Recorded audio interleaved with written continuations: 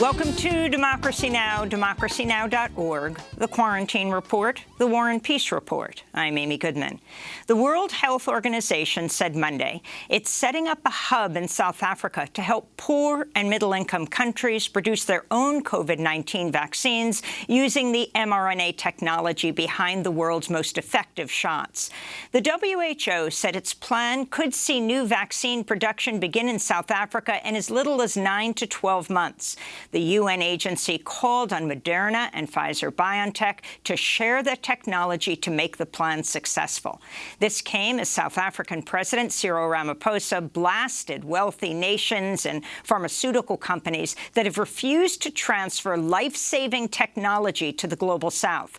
On Monday, Ramaphosa repeated his call for a 3-year waiver on intellectual property rights for COVID-19 vaccines. We are facing an emergency that is affecting the entire world, and it is wholly unfair and wholly unjust that pharmaceutical companies, as well as certain countries, are refusing to allow this provision to be waived so that there can be mass production of these vaccines so that we can save lives. Ramaphosa's remarks came as COVID-19 cases and deaths across the African continent surged by more than 40% over the past week. Meanwhile, Cuba's health ministry says its 3-shot Abdala vaccine showed over 92% efficacy against COVID-19 in a late-stage clinical trial. The announcement came days after promising initial results from another Cuban vaccine, the Soberano dose. Health officials in Indonesia are tightening public health measures as the world's 4th most populous nation recorded a record number of COVID-19 cases Monday. Authorities are blaming the fast-spreading Delta coronavirus variant, though the explosion of new cases follows a surge of travel at the end of the month of Ramadan, when many Indonesians ignored travel restrictions to visit their hometowns. In Colombia, COVID-19 deaths have passed the 100,000 mark amidst a devastating 3rd wave of cases. This is Colombian epidemiologist Andrea Ramirez. Certainly, this is the worst moment of the pandemic. From the perspective of positive cases, we are seeing 40% positivity, 4 out of 10 people infected. Also, the collapse of the ICUs. It is the first time that Bogota has had such a prolonged hospital collapse, and we have had this alarming figure for several days now. The Biden administration admitted Monday it's fallen behind on its own goal of sending 80 million doses of COVID-19 vaccine abroad by the end of June. White House Press Secretary Jen Psaki said it was a matter of distribution, not supply. We have plenty of doses to share with the world, but this is a Herculean logistical challenge, and we've seen that as we've begun to implement. A new report finds deaths among Medicare patients in U.S. nursing homes surged by 32% last year. The Inspector General of the Department of Health and Human Services found 4 in 10 Medicare recipients in nursing homes tested positive for COVID-19 in 2020 or had symptoms consistent with the disease. Meanwhile, new cases continue to fall in most parts of the United States, but are on the rise in some areas with low vaccination rates. In Florida, 6 people contracted COVID-19 in an outbreak at a government building in Manatee County, 5 of whom were hospitalized. 2 have died. The only employee who was exposed who did not become infected had been vaccinated. Senate Republicans are expected to use the filibuster today to block the For the People Act, a sweeping bill that would restore protections of the 1965 Voting Rights Act, which was gutted by the Supreme Court in 2013. Senate Majority Leader Chuck Schumer has scheduled the first procedural vote on the legislation today, even though Democrats do not have the votes to move it forward. That's because 2 Democratic senators, Joe Manchin of West Virginia, Kyrsten Sinema of Arizona, oppose eliminating the filibuster. We'll have more on this story after headlines with Ari Berman of Mother Jones. The United States, European Union, United Kingdom and Canada have imposed new sanctions on Belarus after its military diverted a Ryanair passenger jet to Minsk in May in order to arrest a journalist on board. The new sanctions came as UN Human Rights Chief Michelle Bachelet said the government of President Alexander Lukashenko was guilty of torture and other abuses. The situation in Belarus also continues to deteriorate, with severe restrictions on civic space, including the rights to freedom of expression, peaceful assembly and association, raids against civil society and independent media, and the judicial persecution of human rights activists and journalists. We continue to receive numerous allegations of arbitrary arrests and detentions, torture and ill treatment.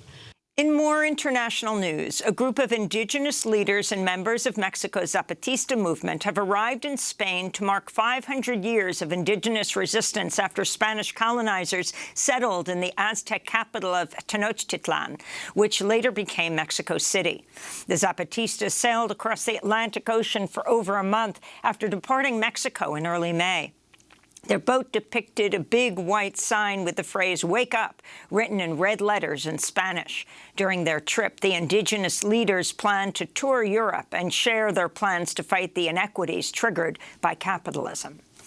Back in the United States, the U.S. Conference of Catholic Bishops is seeking to prohibit President Biden and other Catholic politicians from receiving communion over their support for reproductive and abortion rights.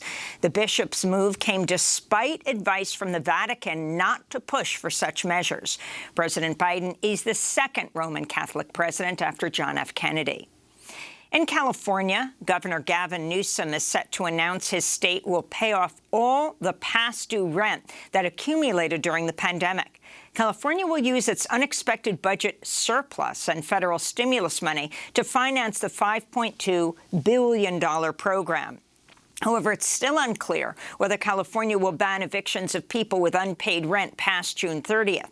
Across the United States, over 11 million people are behind on their rent and could face eviction from their homes when the federal eviction moratorium expires at the end of the month. In Texas, a new report on the impacts of the pandemic inside prisons reveals at least 18 people who had been cleared for parole last year died of COVID-19, and some 24 others died of chronic health issues before their scheduled release. That follows at least 26 Texas prisoners who died in 2019 after they were approved for parole. The report, published by the University of Texas at Austin, highlights a pattern of delaying the release of incarcerated people who've been paroled for as much as 1 year. In related news, the Marshall Project reports some 31,000 federal prisoners have sought compassionate release since the start of the pandemic. The Bureau of Prisons approved just 36 of those appeals. A new lawsuit filed in a Washington, D.C. court alleges meat giant Smithfield lied to the U.S. public throughout the pandemic in order to protect corporate profits. Food and Water Watch, which brought the suit, says in a statement, quote, Smithfield utterly failed to protect its workers as the coronavirus spread like wildfire throughout its meat processing facilities, and its fear-mongering about meat shortages was designed to exploit consumer panic and boost sales, they said. More than 58,000 U.S. meatpacking and slaughterhouse workers have contracted COVID-19, and 293 have died. In Illinois, cleanup is continuing from a massive tornado that swept through the suburbs west of Chicago late Sunday night, damaging over 100 homes and injuring several people, including a woman left in critical condition. A storm came as a record-breaking late spring heat wave exacerbated a devastating drought in the western United States. The extreme weather fueled wildfires in Arizona, California, Colorado, and Oregon. In Northern California, smoke from the Willow Fire in Monterey County continues to bring hazy skies and poor air quality to the San Francisco Bay Area. 7 million people in 6 states were under red flag warnings, with meteorologists forecasting another heat wave next week. Climate youth activists and members of the Sunrise Movement ended their 400-mile march from New Orleans to Texas Monday outside the Houston home of Republican Senator Ted Cruz, a committed climate change denier. At least 8 protesters were arrested. 19-year-old climate activist Ishan Gupta said in a statement, quote, Biden, I voted for you because I thought I was securing my future, but every day since inauguration, I've woken up with the same fears. Deliver on your promises so I can have a future doing meaningful work like fixing our power grid, he said. In February, millions of Texas residents faced a massive blackout and freezing temperatures after the state's power grid collapsed. At the time, Senator Cruz decided to travel to Cancun, Mexico, to escape the winter cold. It's primary day in New York State. New York City is the largest jurisdiction in the country to use ranked choice voting, with the most watched mayoral primary in decades. The U.S. Supreme Court ruled unanimously Monday that the National Collegiate Athletic Association, the NCAA, could not prohibit colleges from providing education-related pay and other benefits to college players. Justices rejected the NCAA's argument that payments were a threat to the amateur status of student athletes, ruling the association is not exempt from U.S. antitrust laws. The landmark ruling paves the way for a broader challenge of the NCAA's ban on other forms of compensation, such as direct payments for athletic accomplishments.